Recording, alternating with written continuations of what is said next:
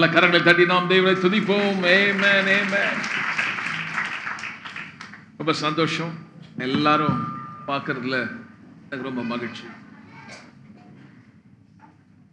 ஆண்டுக்கான நன்மையான வார்த்தைகள், தேவனுடைய வாக்குத்தத்தங்களை நான் உங்களோடு எடுத்து காட்டி நம்ம படிக்கலாம். கர்த்தர் மிகவும் நல்லவர். யோவேல் 2ஆம் அதிகாரம் எல்லாம் சேர்ந்து படிக்கலாமா? எல்லாரும் திருப்புங்க. That's why I'm waiting for you all. Please open your Bible. Together we are going to read the promise together. வாக்குத்தத்தத்தை நம்ம எல்லாம் சேர்ந்து படிக்க போறோம். 21 26 வசனம் வரைக்கும். ஓகே, சேர்ந்து படிக்கலாம். தேசமே பயப்படாதே, மகிழ்ந்து களிகூறு, தேவன் பெரிய காரியங்களை செய்வார். வெளியின் மிருகங்களே பயப்படாதேங்கள், வனாந்திரத்திலே மேய்ச்சல் உண்டாகும், விருட்சங்கள் காய்களை காய்க்கும், அத்தி மரமும் திராட்சை செடியும் பலனை தரும். சீயோன் குமாரரே, உங்கள் தேவனாகிய கர்த்தருக்குள் மகிழ்ந்து களிகூறுங்கள். அவர் தக்கபடி உங்களுக்கு முன்மாரியை கொடுத்து, உங்களுக்கு முன்மாரியும் பின்மாரியும் ஏற்கனவே வர்ஷிக்க பண்ணுவார். களங்கள் தானியத்தினாலே நிரம்பும், ஆலைகளில் திராட்சரசும் எண்ணெயும் வழிந்து ஓடும்.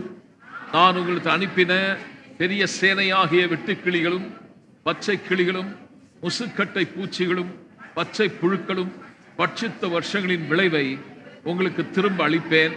நீங்கள் சாப்பிட்டு சம்பூரணமாய் சாப்பிட்டு, திரும்ப படிக்கிறேன், நீங்கள் சம்பூரணமாய் சாப்பிட்டு திருப்தி அடைந்து உங்களை அதிசயமாய் நடத்தி வந்த உங்கள் தேவனாகிய கர்த்தருடைய நாமத்தை துதிப்பீர்கள். என் ஜனங்கள் ஒருபோதும் வெட்கப்பட்டு போவதில்லை. அல்லாஹ் கரங்களை தட்டி நாம் தேவனை துதிப்போம். ஆமென். இந்த அற்புதமான வாக்குத்தத்தத்தை நான் உங்களோடு பகிர்ந்து கொள்ள விரும்புகிறேன். இந்த ஆண்டு the year of good riddance. And I tell you, this year of increase. இந்த ஆண்டு நம்முடைய வாழ்க்கையில் எத்தனையோ விதமான தொல்லைகளையும் கஷ்டத்தையும் அனுபவிச்சோம். அப்பாடா ஒழிஞ்சது அப்படின்னு சொல்லக்கூடிய ஒரு நல்ல ஆண்டாக கர்த்தர் உங்களுக்கு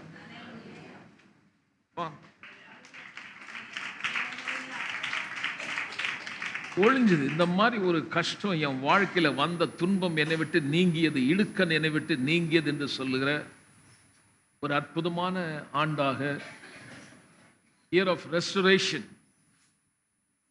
நீங்கள் எவைகளெல்லாம் இழந்தீர்களோ அதை என் தேவன் சீர்படுத்தி, சில இடங்கள் நம்முடைய வாழ்க்கையிலே சரிப்படுத்த வேண்டிய காரியங்கள் இருக்கு, அதை சரிப்படுத்தி நம்முடைய வாழ்க்கையிலே ஒரு பெருக்கத்தை தருகிறேன் என்று கர்த்தர் சொல்லுகிறார். இந்த ஆண்டில் நீங்க போறதுக்கு முன்னாடியே நான் இந்த வருஷத்துல நான் ஜெபம் பண்ணும்போது கர்த்தர் சபை மக்களுக்கு சொன்னார், 25ஆம் ஆண்டு முடிஞ்சிடுச்சு, 26 வந்துடுச்சு. ஆனால் சில பேர் அங்கேயே தான் இருக்காங்கன்ற, இன்னும் பழைய கசப்பு, வெறுப்பு, தாழ்வு மனப்பான்மை, பயம், இப்படிப்பட்ட காரியத்தை நீங்க சுமந்து வரக்கூடாது. நம்முடைய ஆசீர்வாதத்துக்கு மிகப்பெரிய ஒரு தடை இருக்கும் என்றால், நம்ம மன்னிக்காத ஒரு இருதயம் இருந்தது, கசப்பு உள்ள இருந்தது. அதோடு நீங்க இந்த வருஷத்தை தொடங்குனீங்கன்னா, நீங்க இன்னும் 25ல் தான் இருக்கீங்க. ஜனங்க 26க்கு வந்துருவாங்க, நீங்க அங்கேயே நின்றுடுவீங்க. ஆசீர்வாதத்துக்கு தடையே உங்களுடைய வாழ்க்கையில் ஏதாவது எங்கேயாவது மன்னிக்கப்படாத ஒரு உள்ள இருந்தால் அதை எடுத்து போட்டுருக்கு. 2 காரியம் தேவைங்க. நமக்கு தேவனிடத்திலிருந்து மன்னிப்பு வேணும், நம்ம மற்றவங்கள மன்னிச்சு. அப்போதான் இந்த இன்க்ரீஸ், இந்த பெருக்கம் எப்படி உண்டாகும் என்று சொல்லும் பொழுது, ரிடன்ஸ் அப்படின்னா என்ன அர்த்தம்னா, ரொம்ப கஷ்டமான தொல்லையிலிருந்து அதிலிருந்து வெளியே வர்றது. கடன்ல அல்லது ஏதாவது ஒரு நபர்கிட்ட போய் நீங்க சிக்கிட்டு இருக்கலாம்,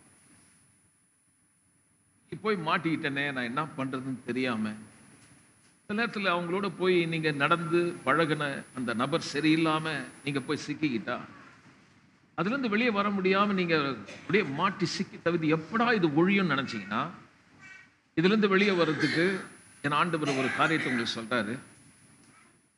கடன்ல சிக்கிக்கிட்டா, ஏதாவது கொடிய வியாதியில் நீங்க மாட்டிக்கிட்டா, பிரச்சனையில் இடுக்கண்ல கஷ்டத்தில் சிக்கிக்கிட்டா, எப்படி வெளியே வர்றதுன்னா முதல் காரியம் கசப்பை வச்சுக்கிட்டு அப்படியே போகாதீங்க.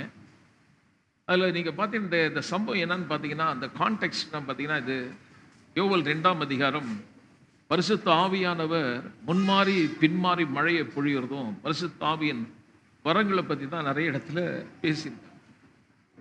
ஆனால் இதில் ரொம்ப முக்கியமானதுன்னு பார்த்தீங்கன்னா ரிப்பெண்டன்ஸ், மனம் திரும்புதலை பற்றி பேசுகிறேன். மனம் திரும்புதல், அந்த மனதை நம்ம திருப்பி கர்த்தருக்கு நேராக நம்ம தாழ்த்துவோமானால் மிகப்பெரிய ஒரு ஆசீர்வாதம் உங்களுக்காக காத்துட்டு. ஆமென். இது எதுவுமே சாதாரணமாக வரதில்லை பாருங்க. நம்ம கிட்ட பெருசாக எதுவும் கேட்கல. உண்மையான மனத்தாழ்மையான இருதயம் இல்லாமல் வேறு ஒன்றையும் அவர் உங்களிடத்திலே கேட்கவில்லை. ஸோ நம்ம வாழ்க்கையில் சில காரியங்கள் ரெஸ்டரேஷன் அல்லது அங்கே சரி செய்யணும். Need to be repaired. Restoration in your prayer life. ஜெபத்திலே பலருடைய வாழ்க்கையில இப்போ கர்த்தரோடு நெருங்கி வாழுற அந்த ஜெபிக்கிற அனுபவமே இல்லை. கர்த்தர்கிட்ட பேசுறதே கிடையாது. ஏதோ கோயிலுக்கு வரோம், வந்துட்டு நம்ம போயிடுறோம். ஆனால் தனிப்பட்ட விதத்தில் இன்னைக்கு நான் சொல்லுகிறேன், கர்த்தரோடு இன்னும் கிட்ட வாங்க. ஆமென். ரெஸ்டரேஷன் இன் ஆட்டிடியூட் டுவர்ட்ஸ் அதர்ஸ். மற்றவர்களை குறித்து அவங்களோடு இருக்கக்கூடிய உங்களுடைய மனப்போக்கு இது எப்படி இருக்கு? அதிலிருந்து சரிப்படுத்தப்பட வேண்டிய காரியம் நமக்கு இருக்கு. அண்ட் ரெஸ்டரேஷன் யுவர் ஃபைனான்ஸ், பொருளாதாரத்திலே. ரெஸ்டரேஷன் யுவர் ஃபெய்த், சுவாசத்திலே. ரெஸ்டரேஷன் யுவர் ஃபிசிக்கல் பாடி, சரீரத்திலே நமக்கு சுகத்தையும். Restoration in peace, courage, confidence in God. பல சூழ்நிலைகள் தைரியத்தை இழந்து நாம் ஒரு பின்தங்கிய நிலைமையில் இருப்போமானால் நான் சொல்லுகிறேன், முன்னே செல்வோம். ஆமென். சபை என்பது ஒரு குடும்பம் மாதிரி. போதகரோ சபை மக்கள் மேல கசப்பு வைக்கக்கூடாது, சபை மக்களும் போதகரோட கசப்பு வச்சிருக்கூடாது. ஒரு ஆமென் கூட வரமாட்டேன். தப்பான காரியத்தை மனசுக்குள்ள வச்சுக்கிட்டு நம்ம கோயிலில் வந்து தேவனை ஆராதிக்கிறதும் வராமல் இருந்துட்டு அப்புறம் ஒரு நாள் கோயிலில் வர்றது இல்லை, இதெல்லாம் நமக்கு ஆசீர்வாதத்துக்கு ஒரு பெரிய தடைங்க. விசுவாசிகளோடு சமாதானமாக வாழ கற்றுக்கணும். ஆமென். சரி, இப்போ நம்ம செய்திக்கு போகிறோம். தயாராக இருக்கீங்களா? எத்தனை பேர் ஆசீர்வாதமாக இருக்கணுன்றீங்க? படித்து பார்த்தோம், ரொம்ப அருமையான காரியங்கள் சொல்லப்படும். இதில் என்ன பிரச்சனை பார்த்தீங்கன்னா, இவங்க தேவனை விட்டு தூரமாக போனதுனால வெட்டுக்கிளி, பச்சைக்கிளி, முசுக்கட்டை பூச்சிகள், பச்சை புழுக்கள் இதெல்லாம் பார்த்தீங்கன்னா எதை காட்டுதுன்னா, கஷ்டப்பட்டு வேலை செய்து விவசாயம் பண்ண பிறகு அறுவடை காலங்களில் அல்லது நல்ல ஒரு நிலைக்கு நல்ல பசுமையாக மேலே வரும்போது அது மற்றது இவங்களுடைய பலனை இன்னொன்று புசிச்சு போயிடும். கவனி, கஷ்டப்படுறோம், உழைக்கிறோம், ஆனால் சில நேரம் நம்ம எடுத்துட்டு வரோம் பாருங்க, குறைவா இருக்கு. அது ஏதோ ஒரு விதத்தில் நம்ம விட்டு பட்சித்து போடுகிறது, அழிக்கிறது. ஆனால் கர்த்தர் சொல்றாரு, நீ மனம் திரும்பினா நான் உனக்கு எப்படிப்பட்ட ஒரு நிலைமை தருவேன்னா, அது இழந்து போனதெல்லாம் போன வருஷம் நீங்க எப்படி இருந்தீங்கன்னு எனக்கு தெரியாது. ஏதாவது ஒரு இடத்துல நஷ்டப்பட்டீங்கன்னா அல்லது எதனாவது சிக்கிக்கிட்டு இருந்தா, சரியான நிலையில நம்முடைய வாழ்க்கையில சம்பூர்ணம் இல்லைன்னா நம்ம செய்ய வேண்டிய ஒரு பகுதி இருக்குது. தேவனை நோக்கி பார்க்கிற நாம் இல்லை கசப்பு வெறுப்பெல்லாம் எடுத்து போட்டு ஒருவருக்கொருவர் ஐக்கியமா சந்தோஷமா மன்னிச்சு, ஆமென், தேவனிடத்தில் ஏதாவது சொல்ல வேண்டிய காரியம் இருந்தால் சொல்லி மன்னிப்பு கேட்டோம்னா கர்த்தர் ப்ராமிஸ் பண்றாரு, சாப்பிட மாட்டேன், நீ சம்பூர்ணமா சாப்பிடுவ. இப்போ நம்ம போன வருஷம் கூட நிறைய செய்தியை கேட்கணும். எபிரேயர் 2ஆம் அதிகாரம் 1வது வசனத்துக்கு நம்ம போகலாம். ரொம்ப கேஷுவலாக சாதாரணமாக நான் பேசுகிறேன், எல்லாரும் புரிஞ்சுக்குவீங்க. எபிரேயர் 2ஆம் அதிகாரம் 1வது வசனத்துக்கு போகலாம். நம்ம சுவிசேஷம் கேட்டோம், சபையில் நல்ல வார்த்தைகளாக நம்ம கேட்டோம். நம்ம கேட்டவைகளை விட்டு விலகாதபடி அவைகளை மிகுந்த கேட்கிறது ஒரு பக்கம், கேட்டுட்டு விலகாம இருக்கணும்னா அவைகளை குறித்து மிகுந்த ஜாக்கிரதையா கவனின்றேன். நம்முடைய வாழ்க்கையுடைய ஆசீர்வாதம் எங்க இருக்குன்னு பாத்தீங்கன்னா, கர்த்தர் சொல்றார், மகனே என் வார்த்தைகளை கவனி, என் வசனத்துக்கு செவியை சாய், கேட்ட வார்த்தையை உன் கண்ணு முன்னாடியே நிறுத்திக்கோ, அது உன்னுடைய இதயத்துக்குள்ள வை. அப்போ உன்னிலிருந்து ஜீவ நதி, உன்னிலிருந்து வாழ்வு, வளம், சுகம் எல்லாமே இங்கிருந்து வருது பாருங்க, உள்ள இருந்து வருது. இப்ப கர்த்தர் சொல்றாரு, நான் செய்வேன், தேசமே பயப்படாதே. யார் பெரிய காரியத்தை செய்வாரா? நம்ம செய்தலாம் நினைக்கிறோம், நான் பண்ணிடுறேன் பெரிய காரியத்தில் இல்லை. கவனிங்க, கர்த்தர் சொல்றார், நான் செய்றேன். நான் சொல்கிறேன், உங்களுக்கு ஒரு பெரிய நம்பிக்கை கொடுக்கிற ஒரு தேவன் இருக்கிறார். அவர் சொல்றார், நான் உனக்கு பெரிய காரியத்தை செய். இந்த பெரிய காரியங்கள் அல்லது நம்முடைய வாழ்க்கை நன்மைகள் நடக்கணும்னா ஏதோ ஒரு கடமைக்காக வந்து வார்த்தை கேட்டு போகிறதல்ல, அதை விலகாதபடி மிகுந்த ஜாக்கிரதையா இருங்க. அப்போ then God will restore you. The restoration, restore அப்படின்னா coming back to the original, அதான் அதோடைய மீனிங்.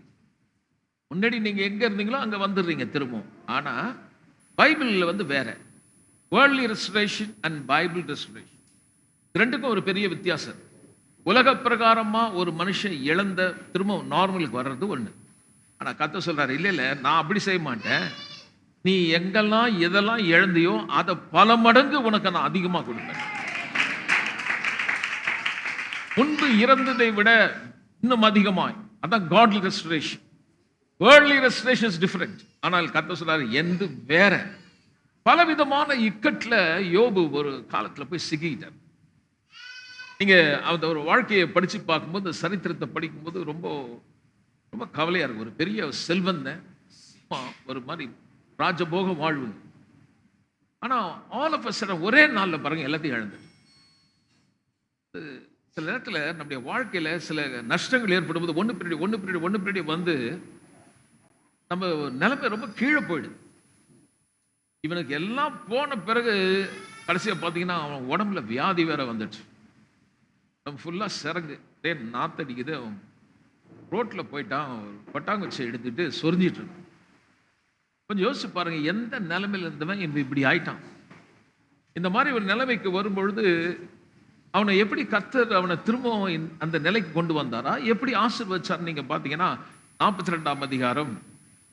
நான் எப்பவுமே இந்த நம்ம சபையில வருஷத்துக்குரிய வாக்குத்தத்தத்தை கொடுத்துட்டு சின்ன இன்ட்ரடக்ஷன் மாதிரி தான் நான் கொடுப்பேன். ஆனா அது வந்து போன தடவை என்ன பத்தி பேசணும் கேட்கல. என்னன்றீங்க? ஒரு வருஷம் ஃபுல்லா அதே தான் பேசிட்டு. எதை பத்தி பேசணும்? நல்லா சத்தமா சொல்லுங்களேன். அளவிட முடியாத ஆசீர்வாதம். நல்லா கரங்களை தட்டி தேவனை துதி. ஒரு வருஷம் ஃபுல்லா பார்த்தோம் இல்லையா நம்ம. இப்ப இன்னைக்கு ஃபர்ஸ்ட் டே. இன்னைக்கு வந்து ஒரு சின்ன இன்ட்ரடக்ஷன் மாதிரி தான் நம்ம பார்க்க போறோம். இதுல வந்து நீங்க பாத்தீங்கன்னா இப்ப என்ன எதை காட்ட போறோம்னா, முக்கியமா தேவன் உங்களுக்கு திரும்பவும் சில காரியத்தை சரிப்படுத்தி முன்பிருந்த நிலையை கொண்டு வர போறதில்ல. நல்லா காது கொடுத்து கேளுங்க, கவனமா கேளுங்க. பல மடங்கு நீங்க உயர்ந்த ஆசீர்வாதம். 25 26 போன உடனே சில பேர் நினைக்கிறாங்க 26 எப்படி இருக்கும். எல்லாம் உங்களை பொறுத்து தான். 25வது வருஷத்திலே நீங்க இருந்துட்டா இருக்கலாம். சில பேர் இன்னும் கூட 1999 இருக்கான். அன்னைக்கு நடந்தது பாரு ஒரு சம்பவம், அது சொல்லிட்டு உட்காந்துருக்கான். அவர் எங்க இருக்காருன்னா 1999 இருக்கிறார். சில பேர் 2010, 2017. Some of them may be very old, they stuck there. 1974 அங்கேன்ட்டான். முன்னேறல, வண்டி அங்கேயே நிக்குது. ஆனா இன்னைக்கு வயசு என்னன்னு கேட்டா அவங்க சொல்றாங்க, எனக்கு 60 ஆயிடுச்சு, 65 ஆயிடுச்சு, எனக்கு 34 வயசு ஆயிடுச்சு, 40 வயசு ஆயிடுச்சு. ஆனா இப்ப எங்க இருக்காங்க பாத்தீங்கன்னா 22 வயசுல நின்ட்டான்.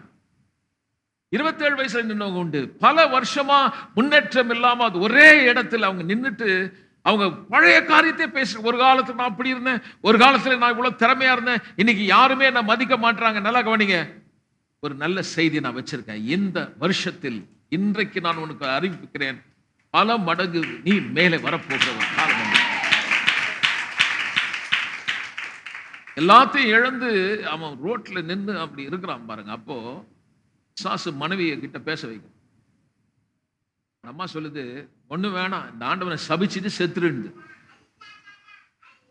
இது ஒரு தெய்வமா, இதெல்லாம் ஒரு கடவுளா? அந்த அம்மா கேட்கிறாங்க. நீ என்ன பண்ணு, சாவறதுக்கு முன்னாடி இந்த தெய்வத்தை நல்லா சபிச்சுட்டு செத்து போடு. கொஞ்சம் யோசிச்சு பாருங்க. ரோட்ல இருக்கிறவங்க பேசலாம், இல்ல சொந்தக்காரங்க பேசலாம். மனைவி சொல்லும் போது புருஷனுடைய மனநிலை எப்படி இருக்கும் பாருங்க. அதே போல மனைவிக்கு புருஷன் பேசும்போது எப்படி இருக்கும்? கோயிலுக்கு போகும்போதெல்லாம் நல்ல காரியங்கள் நடக்கும்போது யாரும் ஒன்றும் சொல்ல மாட்டாங்க. கர்த்தர் செய்தான்னு சொல்லுவாங்களா? சொல்லவே மாட்டாங்க. நீங்க வேணா கொஞ்சம் கவனிச்சு பாருங்க. கோயிலுக்கு வராங்க, ஆசீர்வாதமா வராங்க. அவங்க சொல்றது இல்லை, எனக்கு வந்து கர்த்தர் ஆசீர்வாதமா வச்சிருக்காரு, நான் வேலை செய்யறேன், நான் உழைக்கிறேன், நான் சம்பாரிச்சு வந்தேன். அதே அந்த வீட்டில் கொஞ்சம் சீரழிஞ்சு போட்டுமே, பக்கத்தில் இருக்கிறவன் மாமா சித்தப்பா எல்லாம் வந்துருவான். வந்து கோயிலுக்கு போனியே உனக்கு என்ன நடந்தது? நீங்க உங்களுக்கு கொஞ்சம் ஞாபகம், அவன் சொல்றவனை நீங்க கொஞ்சம் நிறுத்தி பாருங்க. என்றைக்காவது நீங்க ஒரு காலத்துல எப்படி இருந்தீங்க? ஆண்டவர் உயர்த்தி மேல வரும்போது எந்த ரிலேஷன் ஆகுது, எந்த சொந்தக்காரனாவது உன்னை கர்த்தர் ஆசீர்வதிக்கலாம் சொல்றானா? கிடையாது. இல்ல நீங்க சொல்றீங்களா? இல்லையே, நம்மளையே முன்ன கொண்டு வந்து நிறுத்துறோம். ஆனா இப்படிப்பட்ட ஒரு சூழ்நிலை அந்த மனைவி சொல்லுது பாருங்க. கர்த்தர் நம்மளை ஆசீர்வதிச்சாருன்னு நினைக்கல அந்த பொம்பளை. என்ன சொல்லி கொடுக்குது? சபிச்சு செத்து போன்னு. இவ்வளவு ஒரு மோசமான ஒரு சூழ்நிலையில யோபுனுடைய வாழ்க்கையில ஒரு காரியத்தை நம்மளால பார்க்க முடியுது. இவனை வந்து கர்த்தர் எப்படி ரெஸ்டோர் பண்றார், எங்க ரிப்பேர் பண்ணார் நம்ம பார்க்கலாம், எப்படி சரிப்படுத்தினார், எப்படி சீர்படுத்தினார் நம்ம பார்க்கலாம். 42ஆம் அதிகாரம் 10வது வசனம், யோபுவின் புத்தகம். என்ன எல்லாம் சைலண்ட் ஆயிட்டாங்க? ஹலோ, எல்லாம் விழிப்பா இருக்கீங்களா? சரி, தோத்திரம். 42ஆம் அதிகாரம் 10வது வசனம் இப்ப படிங்க பிரதர். யோபு தன் சிநேகிதருக்காக வேண்டுதல் செய்த பொழுது கர்த்தர் அவன் சிறையிருப்பை மாற்றினார். யோபுக்கு முன்னிருந்த எல்லாவற்றை பார்க்கிலும் ஒரு காரியத்தை பார்க்க முடியுது. அது என்னன்னு பார்த்தா, அவனை எப்படி ஆசீர்வதிச்சான்னு பார்த்தீங்கன்னா, இழந்ததை கொண்டு வந்து கொடுக்கல, இழந்தது போல 2 மடங்கு. ஆமென். அந்த 2 மடங்கு ஆசீர்வாதம் வர்றதுக்கு இந்த 12வது வசனம் பாருங்க, இன்னும் கொஞ்சம் நல்லா சொல்லுது. படிங்க சிஸ்டர். கர்த்தர் யோபின் முன்னிலைமை பார்க்கிலும் முன்ன இருந்ததை விட பின்னாடி இருக்கிற வாழ்வு எல்லாத்தையும் இழந்த பிறகு கர்த்தர் அவனை வந்து ஆசீர்வதிச்சது பாத்தீங்கன்னா, முன்ன இருந்ததை விட ஏதோ ரெஸ்டரேஷன் சொல்லும் போது முதல்ல இருந்த ஒரிஜினல் ஸ்டேட்ல கொண்டு வரல, முன்ன இருந்ததை விட டபுளா ஆசீர்வதிச்சார். இன்னைக்கு எல்லாவற்றையும் இழந்து போய் எந்த நிலைமை இருந்தாலும் என் தேவன் உங்களை எப்படி கட்டி எழுப்புவார்னா, சீர்படுத்தின உடனே ஒரு மாற்றம், ஒரு சேஞ்ச் கண்டிப்பா உங்களுக்கு தேவை. வருஷங்கள் மாறும், 25 26 மாறும். பட் நம்முடைய ஆட்டிடியூட் மாறுதா, நம்முடைய மனம் மாறுதா, நம்முடைய எண்ணங்கள் மாறுதா, மற்ற குறித்த எண்ணங்கள் எப்படி இருக்கு, அல்லது நமக்குள்ள இன்னும் கசப்பு வச்சிருக்கோமா? இவனுடைய வாழ்க்கையில வந்து ஆசீர்வாத காரணம் என்னன்னா, அவன் ஒரு பெரிய தப்பு பண்ணிட்டான் யோபு. அவர் என்ன நினைச்சாருன்னா, இதுக்கெல்லாம் காரணம் கடவுள் தான், கர்த்தர் கொடுத்தார். எல்லாருக்கும் ஃபேமஸான வேர்டு பாரு. அந்த வார்த்தையை வேணா சொல்றான். இல்ல 41 சொல்றான், என் வாயில நான் தப்பா பேசி அனுப்பிட்டேன்றான், தப்பு பண்ணிட்டேன். பிறகு அவன் தான் செய்த அந்த தவறுக்காக மனஸ்தாபப்பட்டு, நான் தப்பா பேசிட்டேன், நான் பேசுறது மட்டும் என் ஃப்ரெண்டுகளும் என் கூட வந்து நமக்கு கொஞ்சம் பிரச்சனை வந்தா இலவசமா ஆலோசனை கொடுக்குறது நிறைய பேர் வருவாங்க.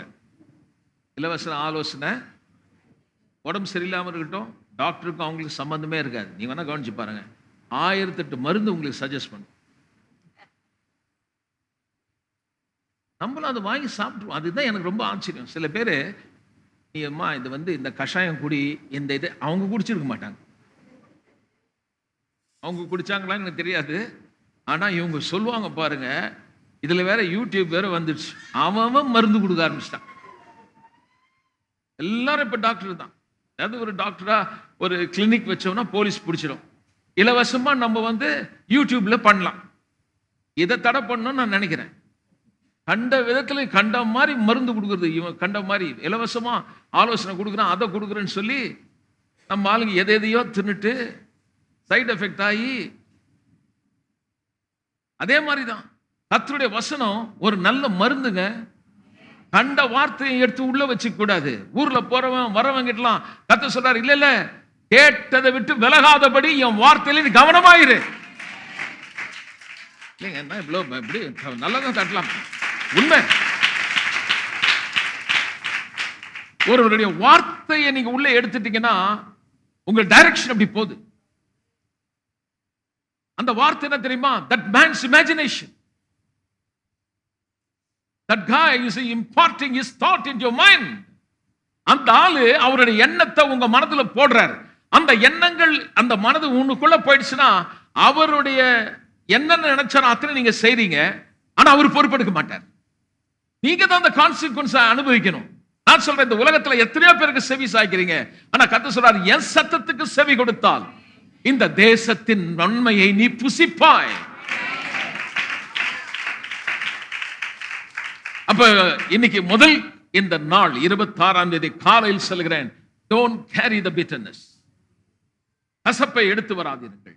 Change your attitude. உங்கள் எண்ணங்களை மாற்றுங்கள். inferior thought எடுத்து போடுங்க. நான் இங்க இதனால தான் இப்படி இருக்கிறேன், என்னை பார்க்க யாரும் இல்ல, என் சொந்த ஜனங்க எனக்கு கூட இல்ல, இவ்வளவு பெரிய கஷ்டத்துல இருக்கேன், எனக்கு ஹெல்ப் பண்ண யாரும் இல்ல. இல்ல, நான் சொல்லுகிறேன், எந்த மனுஷன் உனக்கு தேவையில்லை, உனக்குள் ஒரு பலன் இருக்கிறது. நான் சொல்ற கர்த்தர் உன் பலனானவர். இன்னும் ஒரு சத்தமா சொல்ற, அவர் பலத்தால எல்லாம் உன்னால செய்ய முடியும். நல்ல காலம் பிறக்குமா, நட்சத்திரம் என் மேல வீசுமா, சில பேர் நம்பிட்டு இருக்கான். இது உங்க மேல வந்திருக்குதான். இப்போ எங்கேயோ கிடக்குது பிளானட், கிரகங்கள் எங்கேயோ இருக்குது. இவங்க அந்த கிரகங்கள் உன் மேல வந்திருக்குன்றான். இப்படி எல்லாம் சொல்லி ஜனங்க மத்தியில குழப்பத்தை ஏற்படுத்தி, ஆனா ஆண்டவருடைய வார்த்தை பாருங்க எவ்வளவு பிராக்டிகலா இருக்குது. நீ எப்படி யோசிக்கிறியோ அப்படிதான் இருப்ப. உங்களால் சொல்லுங்க,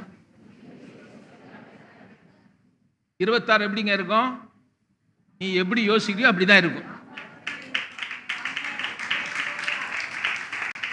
அப்போ யோசனை என்ன யோசனையா இருக்கணும்னா, கதை சொல்றாரு, என் எண்ணங்கள் உன் எண்ணங்கள் ஆகட்டும்.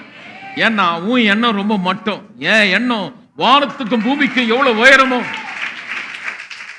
அவ்வளவா என்னுடைய எண்ணங்கள் உயர்ந்திருக்கிறது. அப்ப கர்த்தர் சொல்றாரு, உன் சிறையிருப்பை நான் மாற்றுவேன், நீ இழந்ததை நான் எடுத்து போடுவேன். நீ எங்கேயாவது இந்த இன்னல்ல சிக்கல்ல நீ மாட்டிக்கிட்டா, I tell you, this is the year of good riddance. இக்கட்டு துன்பத்திலிருந்து வெளியே வரும்போது நீங்க சொல்லுங்க, அப்பா நிம்மதி ஆட்சியா ஒழிஞ்சதுன்னு சொல்லுவீங்க பாருங்க. அந்த மாதிரி ஒரு நாள் உனக்காக காத்திருக்கிறது. நீங்கள் விடுபட்டு வருவீர்கள். என் தேவன் உங்களை தூக்கி நிறுத்துவார். எப்போ இவனுடைய வாழ்க்கையில மாற்றம் வந்ததுன்னு பாத்தீங்கன்னா, he prayed for his friend. முன்பு இருந்ததை விட 2 மடங்கு ஆசீர்வாதத்தை பெற்றார். நம்முடைய வாழ்க்கையில ஒரு திருடன் இருக்கான். அந்த திருடனை கண்டுபிடிக்கணுமா? சொல்லுவோம், ஒரு திருடன் ஒரு பொருளை திருடுனா கர்த்தர் சொல்றாரு, கண்டிப்பா அந்த திருடன் 2 மடங்கா திருப்பி கொடுக்கணும்ன்றாரு. படிங்களேன், நீதிமொழி 6ஆம் அதிகாரம் 30வது வசனம் 31. இன்னைக்கு நம்ம முதல் நாளுங்க, கொஞ்சம் இன்ட்ரடக்ஷன் கொடுக்குறேன். அடுத்த வாரமும் வாங்க, ஞாயிற்றுக்கிழமை வந்து பாருங்க. இந்த தொடர்ச்சியை நம்ம பார்க்க போறோம். எல்லாம் வேத புத்தகம் கூட எடுத்துங்களேன், ரொம்ப யூஸ்ஃபுல்லா இருக்கும். நீதிமொழி 6ஆம் அதிகாரம் 30வது வசனம். எஸ், படிங்க சிஸ்.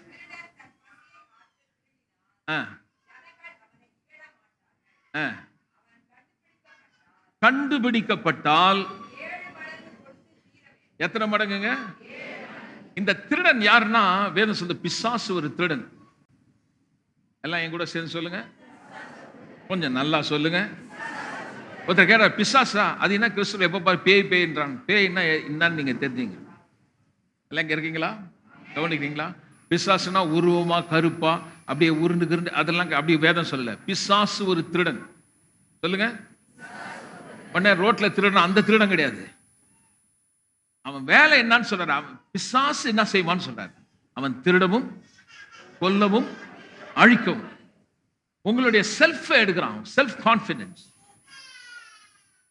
உங்களுக்குள்ள இருக்க கரேஜ், தைரியத்தை எடுக்கிறான்.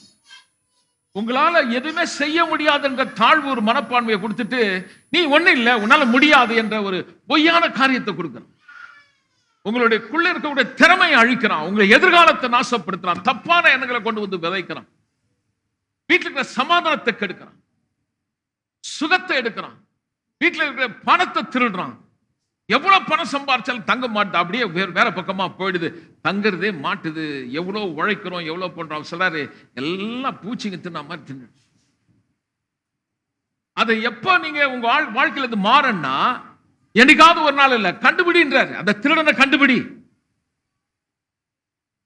நீங்க நினைக்கிறீங்க உங்க பிரச்சனைக்கு உன் மனைவி, உன் பிரச்சனைக்கு உன் புருஷன், உன் பிரச்சனைக்கு உங்க கம்பெனி ஓனர். இல்ல இல்ல, நல்லா கவனிங்க. உங்க பிரச்சனைக்கு யாரும் இல்ல. நான் சொல்ல, உங்க பிரச்சனையே நீங்க தான். நீங்க எண்ணுகிற எண்ணங்கள் தப்பா இருக்குது. எந்த இடத்துல இருந்தாலும் கதை சொல்ல, நீ கவலைப்படாத, நீ எங்க இருக்கிற, நான் அங்க இருக்கிறேன். அந்த இடம் உனக்கு ஆசீர்வாதமா இருக்கும். எப்படிங்க அது? அவசர உன்மேல் என் கண்ணை வைத்து, oh my God, உன்மேல் என் கண்ணை வைத்து உனக்கு நான் ஆலோசனை கொடுத்து, நல்லா கையில தட்டி நாம் தேவனை துதிப்போம். பாருங்க பாருங்க எப்படி ஆசீர்வாதம்னா, உன் மேல என் கண்ணை வைத்து உனக்கு ஆலோசனை கொடுத்து உன் புத்திக்கு எட்டாத பெரிய காரியத்தை நான் உனக்கு செய்ய வைப்பேன். So I tell you, an idea can change your whole life. ஒரே ஒரு ஐடியா வாழ்க்கையை மாத்திரும். எல்லாம் ஸ்டார்ட் அப் கம்பெனின்னு திறந்திருக்கேன். What is that? That's their idea, their concept. One man idea, many people are living. So, ஒரு மனுஷனுக்கு வந்த கற்பனை எண்ணங்கள் பல பேரை வாழ வைக்குது. நம்ம எல்லாம் ஒரு காலத்துல கடைக்கு போய் அரிசி புளி மிளகாலாம் வாங்கிட்டு வந்து, சில சோம்பேறிகளுக்காகவே ஸ்விக்கி இருக்கு. கண்டுபிடிச்சான் நிறைய பேர் வேலை செய்யறதுக்கு சோம்பேறித்தனமா இருக்கிறான், அவன் போக மாட்டான். அதனால நீ போகாத, நீ கடைக்கு போகாத, நீ காய் வாங்காத, கறி வாங்க, உனக்கு என்ன வேணும் நாங்க நேரா டோர் டெலிவரி பண்ணிடுறேன்ட்டான். அவன் ஒரு ஐடியா. இன்னைக்கு எத்தனை பேர் பின்னாடி மூட்டை கட்டி நடக்கிறானா இல்லையா?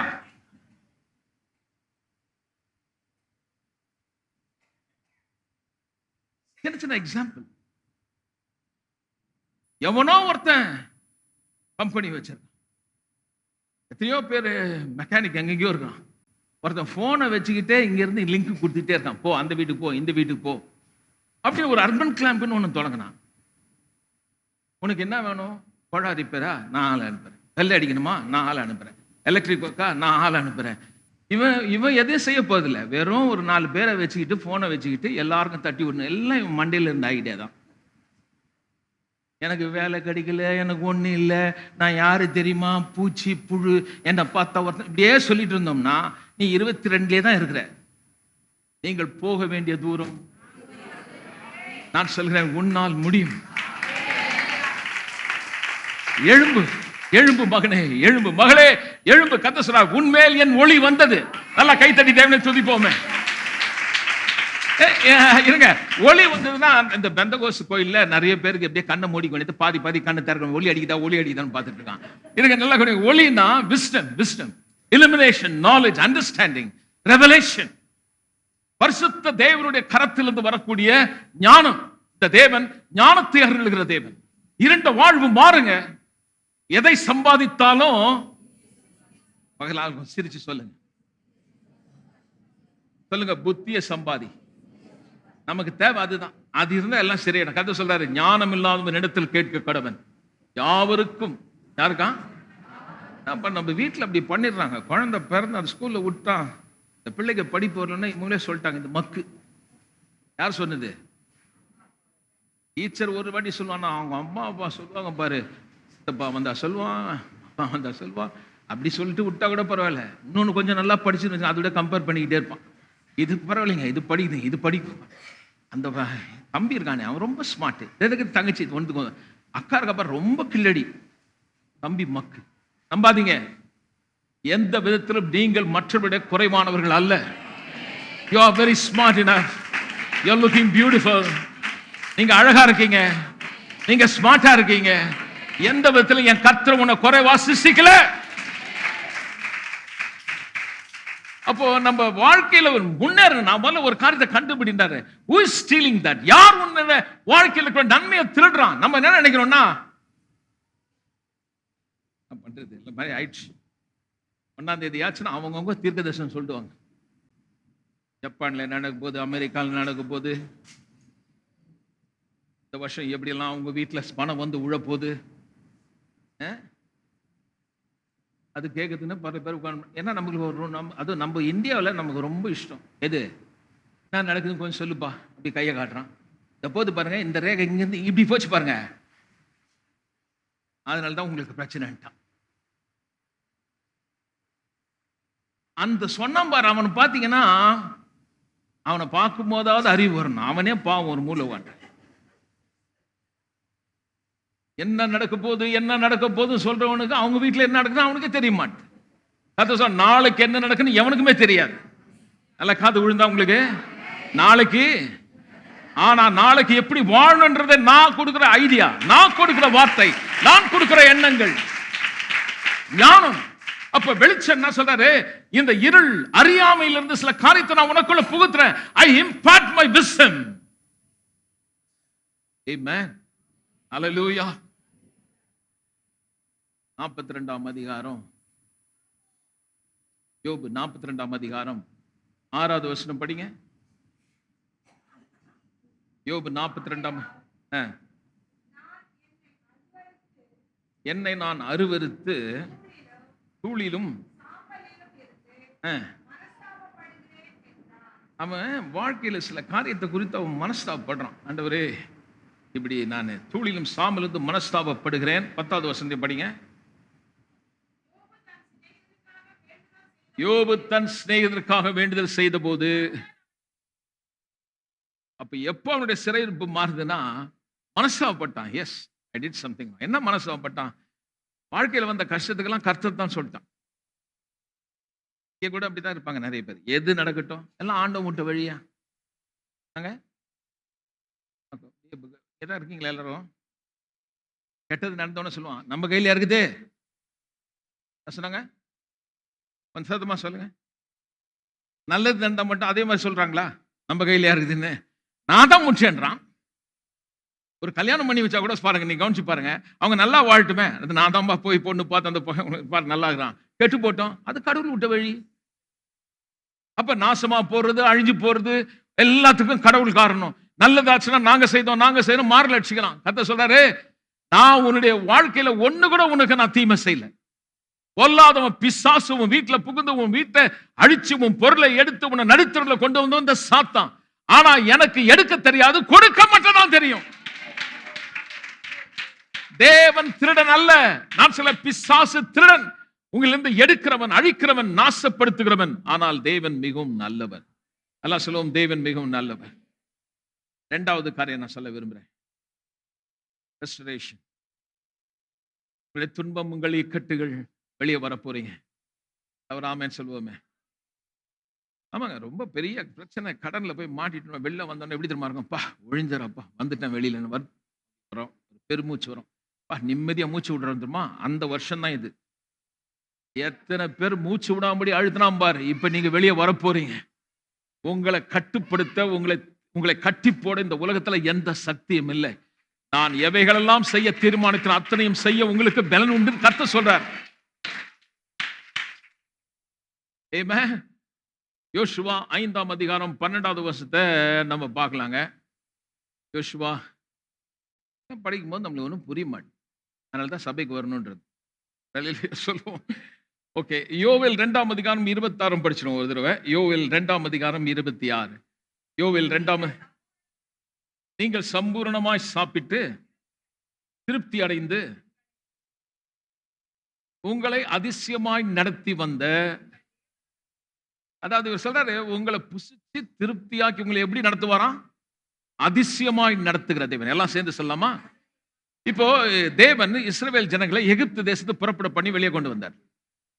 இது வெளியே வந்த பிறகு எங்க வந்தாங்க பார்த்தா நேரா பாலைவனத்துக்கு வந்துட்டாங்க. அந்த பாலைவனத்துல வந்து பாத்தீங்கன்னா வானத்திலிருந்து மண்ணா வந்தது, அவங்களுக்கு கண்மலை இருந்து தண்ணி வந்தது. டே டு டே லைஃப், அனுதின தேவைகள் சந்திக்கப்பட்டது. ஆனா நீங்க பாத்தீங்கன்னா இப்ப வந்து கர்த்தர் சொல்றாரு, இது வந்து உன்னுடைய பெர்மனன்ட் பிளேஸ் கிடையாது.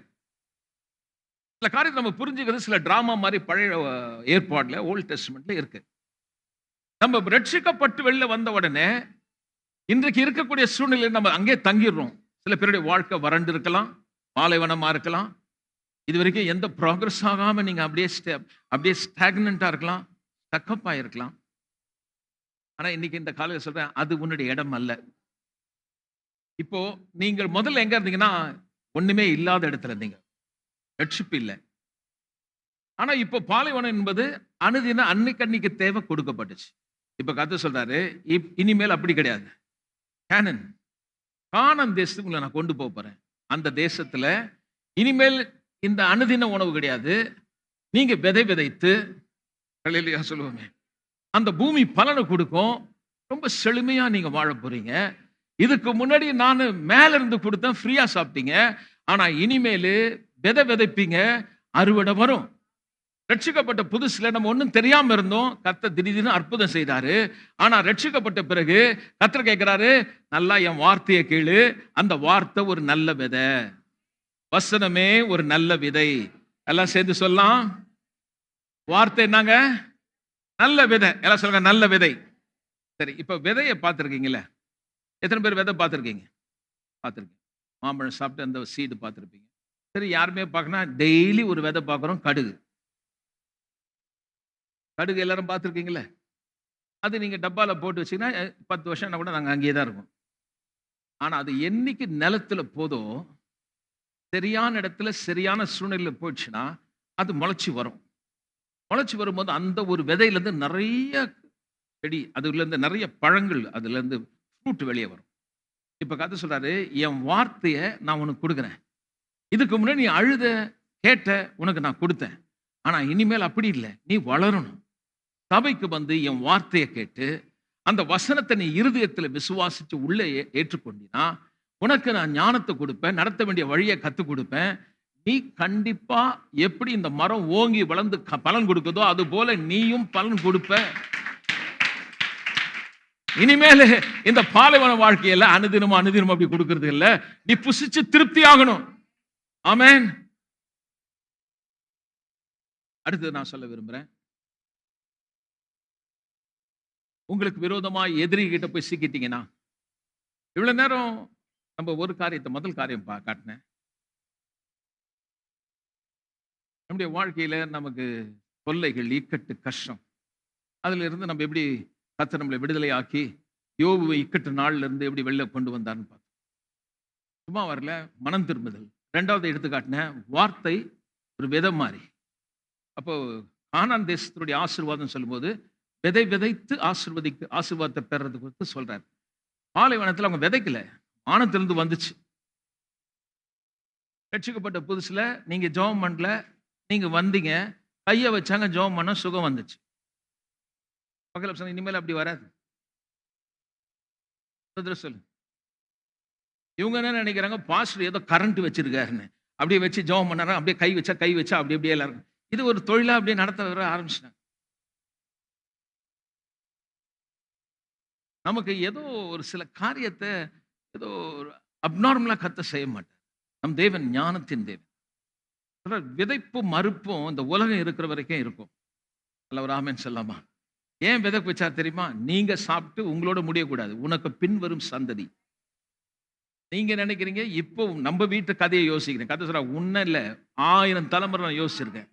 அதனாலதான் இந்த பூமி இருக்கிற வரைக்கும் விதைப்பு மறுப்புன்னா பல தலைமுறை வாழறதுக்கு சில பிரின்சிபிளை நான் நியமிச்சு வச்சிருக்கேன். I program this earth so that every can be blessed. எல்லாரும் ஆசீர்வதிக்கப்படும். அப்ப ஸ்பிரிச்சுவல் ட்ரூத் என்னன்னா, நீங்க வந்து சபையில வந்த பிறகு ஏதோ ஒரு பாஸ்டர் கை வச்சு ஜெபம் பண்ண போறாரு, அவர் பண்ணுவார், இவர் பண்ணுவார் இல்ல. நீங்க தெரிந்து கொள்ளணும், மனம் திரும்புதல் ரொம்ப முக்கியம். இரண்டாவது, தேவனுடைய வசனத்தை இருதயத்தில் விதைக்கணும். உன் உள்ளத்தில் தேவனுடைய வார்த்தை உள்ளே போகுமானால், கானான் தேசத்தின் ஆசீர்வாதம் எப்படி அது பாலும் தேனும் ஓடுகிற ஒரு ஆசீர்வாதத்தை கொடுத்தார், அதே போல ஒரு ஆசீர்வாதம்.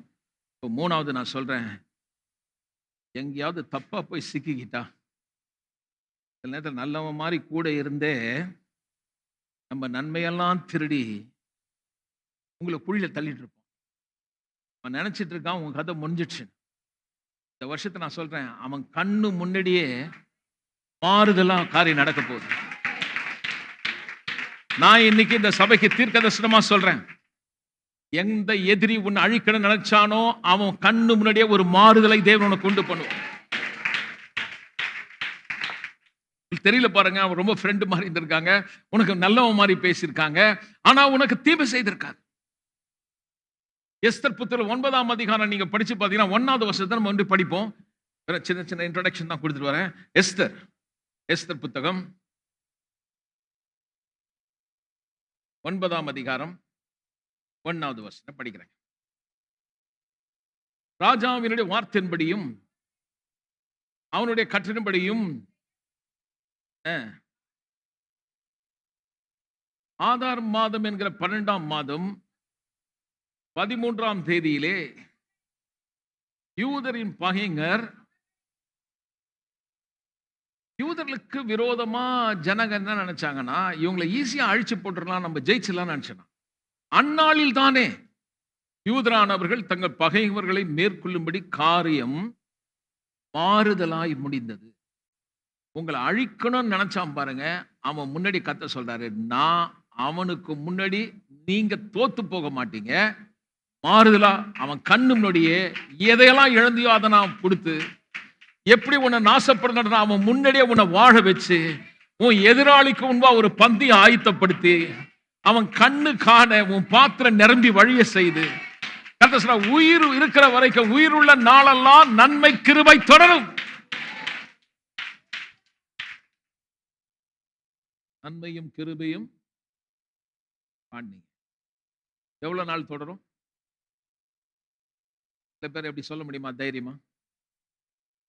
உயிராகிற வரைக்கும் நன்மையும் கிருபையும், அது சொல்றதுக்கு ஒரு தைரியம் வேணும்.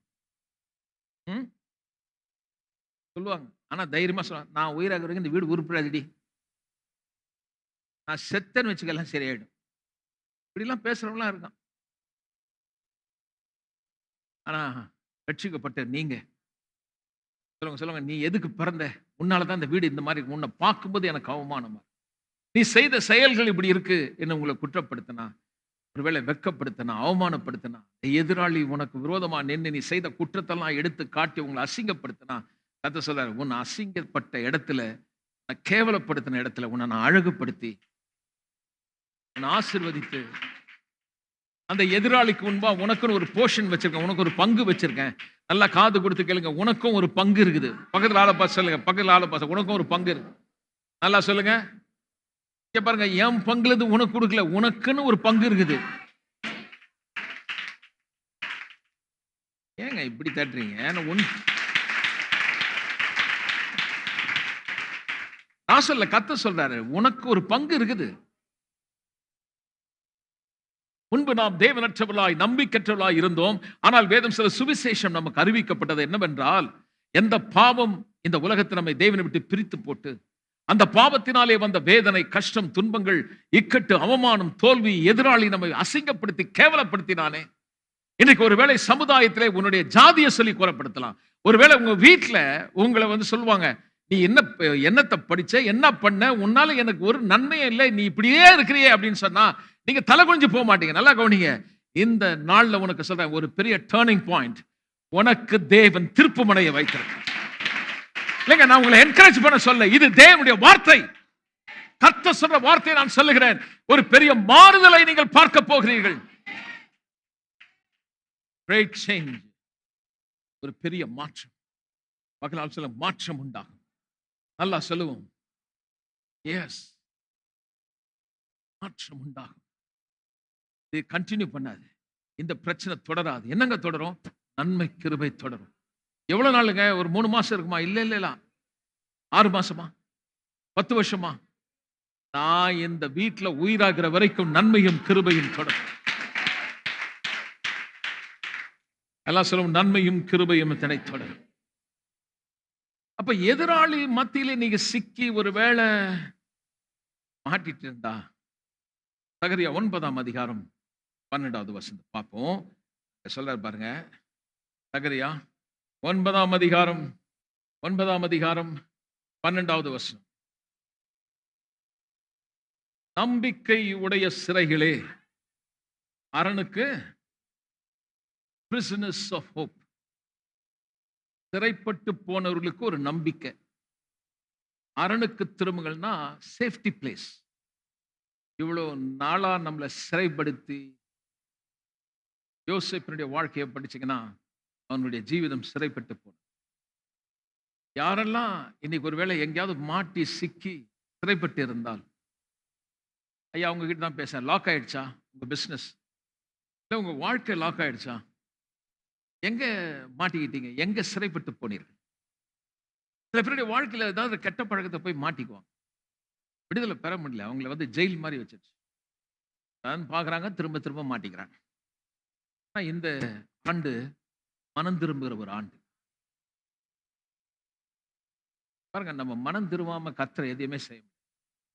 நான் ஜெபம் பண்ணி உங்க வாழ்க்கை மாறிட்டா நல்லதா இருக்கும், நல்லா இருக்கும். நான் பாட்டு ஜெபம் பண்ணி கை வச்சு நல்லா இருன்னா அப்படின்னு ஆயிடுச்சுன்னா நல்லா தான் இருக்கும். அப்படி ஆகாதே. பசங்க அப்படிலாம் ஆகாது. இல்லைங்க கொஞ்சம் எண்ணெய் பூசி ஜெபம் பண்ணுங்க. என்னங்க நீங்க வேற, நான் ஒரு பெரிய பேரலே வாங்கி வச்சுருவேன். என்ன ஒரு பெரிய வேலையா? எடுத்து எண்ணெய் எடுத்து தலை மேல பூசி பூசி எல்லாருக்கும் ஜெபம் பண்ணி அனுப்புது. அப்படி வராது. நீங்க செய்ய வேண்டிய ஒரு காரியம் இருக்குது. பக்கத்துல ஆள் பார்த்து சொல்லுங்க. எதுவும் செய்யாம ஒண்ணும் வராது. சொல்லுங்க. இன்னொரு தடவ சொல்லுங்க. நீங்க வேணா ட்ரை பண்ணி பாருங்க. நேரா போங்க வீட்டுக்கு. ஜெபம் பண்ணி உபவாசத்தோட ஜெபம் பண்ணுங்க. மத்தியானம் பிரியாணி வரும்னு ஜெபம் பண்ணுங்க. வருதான்னு பார்க்கலாம். ஒருவேளை இன்னைக்கு 1ஆம் தேதி வந்தாலும் வந்துரும், பக்கத்து வீட்டுக்காரன் குடுத்துருவான். நாளைக்கு வருமா? டெய்லி நீங்க உட்கார்ந்துகிட்டு, ஆண்டவரே ஸ்தோத்திரம். இன்னைக்கு கொடுத்த கோழிக்காய் ஸ்தோத்திரம், இன்னைக்கு கொடுத்த கரும்புக்காய் ஸ்தோத்திரம், இன்னைக்கு கொடுத்த பொங்கலுக்காய் ஸ்தோத்திரம், இட்லிக்காய் ஸ்தோத்திரம் சொல்லி பாருங்க. உன் வீட்ல ஒண்ணுமே வராது.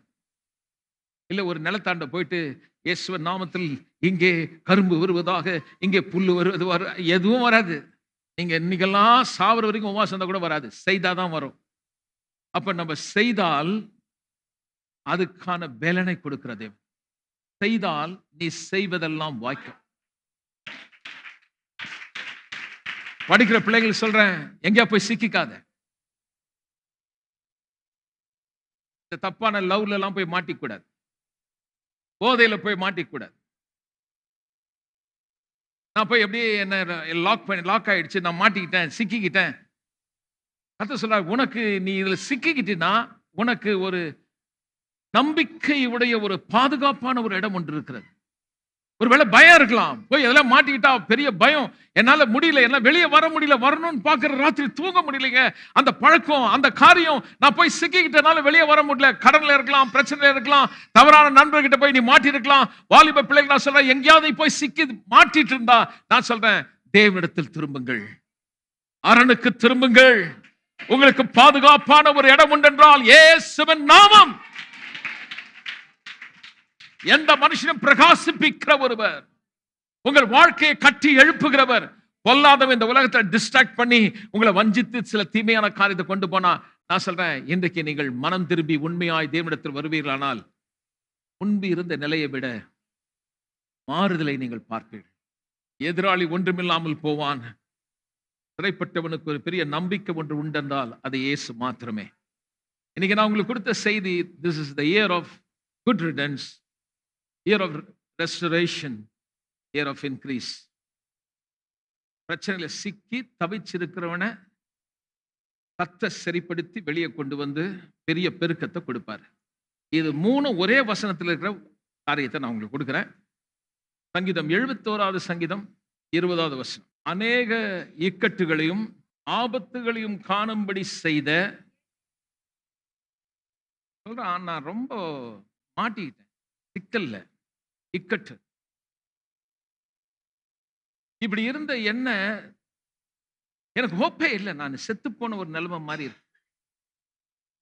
எனக்கு ஒரு பிரைட் ஃபியூச்சர் இருக்கா, எனக்கு எதிர்காலம் இருக்கா, நான் இப்படி போய் மாட்டிக்கிட்டேனே, எனக்கு ஏதாவது ஒன்று நடக்குமா அப்படின்னு பார்த்தா அவன் சொல்றான், அப்படி இருந்தது, ஆனா அந்த நாள் மாறிடுச்சு. என்னை தேவன் உயிர்ப்பித்து திரும்பவும், எல்லாம் சேர்ந்து சொல்லுவோம், என்னை பூமியின் பாதாளத்திலிருந்து என்னை ஏறி வர பண்ணினார். அதாவது இவன் சொல்றான், எனக்கு அந்த இக்கட்டுல இருந்து விடுதலை கொடுத்துட்டு இந்த பாதாளத்திலிருந்து என்னை தூக்கி மேல கொண்டு வந்துட்டார். இன்க்ரீஸ். அடுத்து சொல்றான் பாருங்க, என் மேன்மையை 21, என் மேன்மையை பெருக பண்ணி, நான் இக்கட்ல இருந்தேன், என்னை ரெஸ்டரேஷன் பண்றாரு. இந்த இந்த இக்கட்ல இருந்து என்னை வெளியில எடுத்து என்னை ரெஸ்டோர் பண்ணி எனக்கு ஒரு பெரிய இன்க்ரீஸ். பாதாளத்துல இருந்து, எந்த பாதாளம், பேரு வியாதியில, பிரச்சனையில, கஷ்டத்துல, துன்பத்துல, பாவத்துல, தவறான ரிலேஷன்ஷிப், எதிலாவது ஒண்ணு போய் மாட்டிட்டு இதுலயே நம்ம இருந்துட முடியாது, வெளியே வரணும். ஆமென். கடன் பட்டுட்டோம்னா அவனுக்கு நம்ம அடிமை. கண்டிப்பா வெளியே வரணும். வியாதியில போய் படுத்துட்டோம்னா, அது நம்முடைய குடும்பத்துல சமாதானம் உங்கள மட்டும் இல்ல, உங்க வீட்ல இருக்கிற அத்தனை பேரையும் பாதிக்கும். தப்பான காரியத்துல போய் சிக்கிட்டீங்கன்னா, உங்க எதிர்காலமே அழிஞ்சிடும். இப்போ ஒருவேளை பார்க்கறதுக்கு நல்லாகிற மாரி தெரியும். ஆனா வருங்காலத்துல அது நல்லா இருக்காது. பெலனெல்லாம் போயிடும். மேன்மையெல்லாம் போயிடும். அசிங்கப்படுத்திருவான் சாத்தான். அவங்கள யாரு ரெஸ்டோர் பண்ண முடியும்? யார் தூக்க முடியும்? யாராவது ஒருத்தன் உதவி செய்து கொஞ்சம் ஹெல்ப் பண்ணிட்டோம் நம்ம கஷ்டத்துல, சொல்லி சொல்லியே சாவடிச்சுடும்.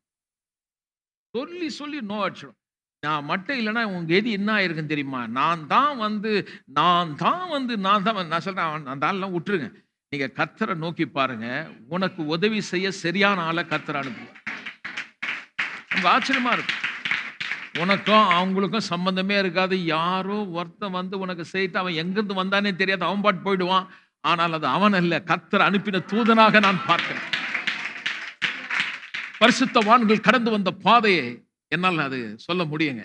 இன்னைக்கு ஒருவேளை நீங்க எப்படி இருக்கீங்கன்னு தெரியாது. ஆனால் கர்த்தர் உங்களை இந்த அளவுக்கு கொண்டு வந்திருக்காங்க. கொஞ்சம் கொஞ்சம் திரும்பி பாருங்களேன். உங்களுக்கு வந்த உதவி எப்படி கர்த்தர் ஆபத்து காலத்தில் அனுகூல துணையாய் இருந்து உங்களை ஏறி வர பண்ணி, இன்னைக்கு இந்த பிரச்சனையை காட்டி சொல்றான். அவ்வளவுதான், நீ விழுந்துட்ட, பாதாளத்துக்கு அகல பாதாளத்துல போயிட்ட, கடன்ல அகல பாதாளத்துல போயிட்ட, பிரச்சனை அகல பாதாளத்துல போயிட்ட, இனிமேல் உனக்கு ஹோப்பே இல்லைன்னு சொல்றான். நீ சிறைப்பட்டுட்ட. இல்ல இல்ல, நம்பிக்கையுடைய சிறையே அரணுக்கு திரும்புங்கள். ஆமென். தேவனிடத்தில் திரும்புங்கள். இந்த வருஷம் நான் சொல்கிறேன், நாம் மனம் திரும்பி தேவனை நோக்கி இல்லையா சொல்லுங்க, மன்னிக்கணும், மற்றவங்களை மன்னிச்சிடும். ஆமென். மன்னிக்காத இருதயம் இருந்ததுன்னா பெருமைங்க. ரைட். அதுதான் நம்முடைய ஆசீர்வாதத்துக்கு பெரிய ஒரு எதிரி. ஏன் தெரியுமா? பெருமை உள்ளவனுக்கு கேட்கல என்ன ஆகும் நீயே யோசிச்சு பார்த்து. மனுஷன் எதிர்த்து நிலவே நம்மளுக்கு பிரச்சனை. தேவனே எதிர்த்துனா நம்ம கெதி என்ன கெதியா? எப்படி நம்ம வெளியே வர முடியும்? அப்படி என்ன நமக்குள்ள பெரிய ஒரு ஈகோ. நான் யார் தெரியுமா? எல்லாத்தையும் எடுத்து பொட்டலம் கட்டி கீழே வச்சிருங்க. இல்ல இல்ல இல்ல, ஒரு ஆள்கிட்ட போய் மன்னிப்பு கேட்கறேன்னு வைங்களேன், அது சாதாரணமா வராது. ராமன் சொல்லு. நான் ஒரு சின்ன வீடியோ கிளிப் பார்த்தேன். ஒரு ஷாப்பிங் மால்ல ஒரு செயின் ஸ்டோர் பாருங்க, பெரிய சூப்பர் ஸ்டோர். அதுல வந்து ஒரு பெரியவர் அவங்க பேத்தியை கூட்டிட்டு வரார். வரும்போது அந்த சாக்லேட் எடுக்கும்போது அது கீழே விழுந்துச்சு. விழுந்த உடனே அவர் இன்னொருத்தர் வந்து எடுக்க போன உடனே அந்த பொண்ணு திட்டு திருப்பி கீழே தள்ளி போட்டுச்சு. மற்றதெல்லாம் கோவத்துல தள்ளிடுச்சு. அப்போ அவர் பெரியவர் சொன்னாரு, don't do that, say sorry to him. said no. Don't இருக்கு. அவ்வளோ பெரியவர்கிட்ட மன்னிப்பு கேட்கறதுக்கு வாய் வரமாட்டேன்.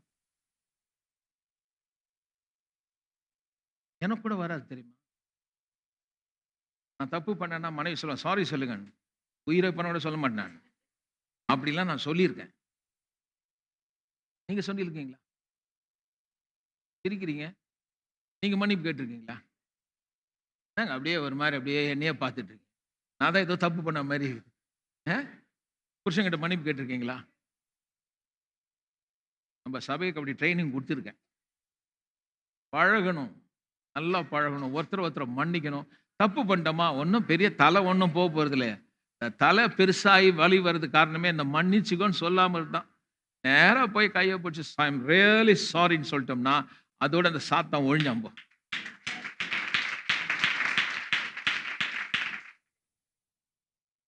மனுஷங்க அப்படின்னு சொல்லக்கூடாதுன்னா,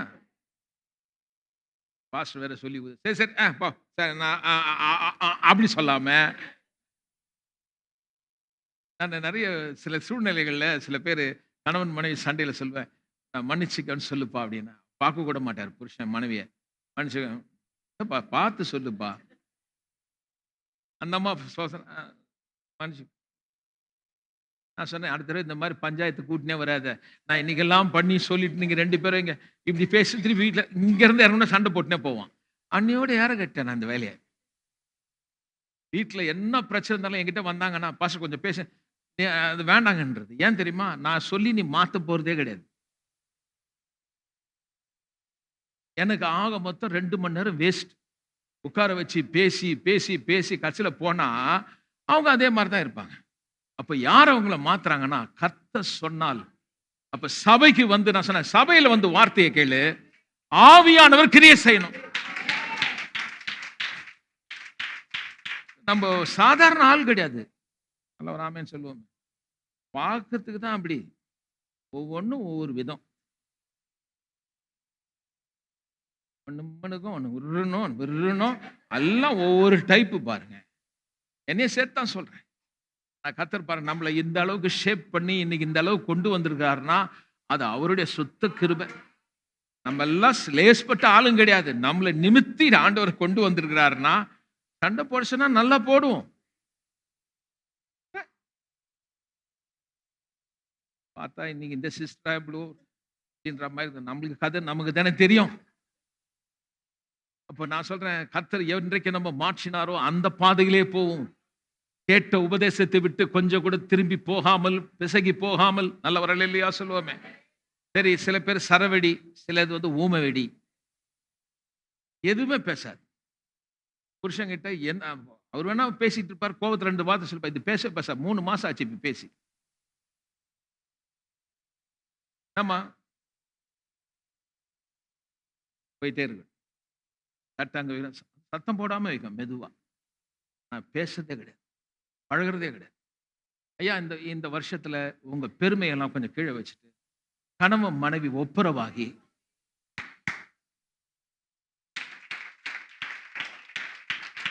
ஒருவரை ஒருவர் மன்னித்து, பெற்றோர்கள் பிள்ளைகளை மன்னித்து, பிள்ளைகள் பெற்றோர்களை மன்னித்து, பக்கத்து வீட்டுக்காரன் சண்டையா இருந்தா அதை மன்னித்து, நல்ல ஒரு ஆமேன்னு சொல்லுவோமே. பக்கத்து வீட்டுக்காரங்க ஒருத்தர் வந்து சொல்றாங்க, ஒரு அம்மா அவங்க காலையில் ஏஞ்சதோ ஒன்று போடுறாங்களா தூபம், இவங்க மூக்கு உள்ளே ஏறுதான். இங்கே உட்காந்து ரத்தம் செய்யணும்னு அந்த அம்மா மரியாதை வீட்டு விட்டு ஓடுது. பாருங்க, இது கோழால தண்ணி அடிக்கிறாங்க ஒரு அம்மா. ஆண்டவரே ஸ்தோத்திரம், பொல்லாத ஆவிகளை இயேசு நாமத்தில் விரட்டுறேன். உடனே அந்த அம்மா சொல்லிச்சு, ஹவுஸ் ஓனர் ஃபோன் பண்ணி, இந்த அம்மா எப்போ பாரு என்ன பேய்ண்டு. அடுத்த வீட்டுக்கு போனால் அந்த அம்மா சொல்றாங்க, கிறிஸ்துவனா உனக்கு வீடே இல்லைன்ட்டான். ஏன்னா போற இடம்லாம் பேய்ன்றது. நம்ம வாழ்ற வாழ்க்கை மற்றவர்களுக்கு பிரயோஜனமா இருக்கணும். ஒருவர் பேசினால் மற்றவர்களுக்கு பிரயோஜனம் உண்டாகும்படி பக்தி விருத்திக்கு ஏதுவான நல்ல வார்த்தைகள் உண்டானால் பிறர் கேட்கிற பிரயோஜனம் உண்டாகிற நல்ல வார்த்தையே பேசுங்கள். அப்படின்னா இந்த வருஷம் புசிச்சு திருப்தியாகி, நல்லா சொல்லுங்க, வாய் நல்லா ஆயிட்டா வாய் உள்ள நல்லா போடலாம்.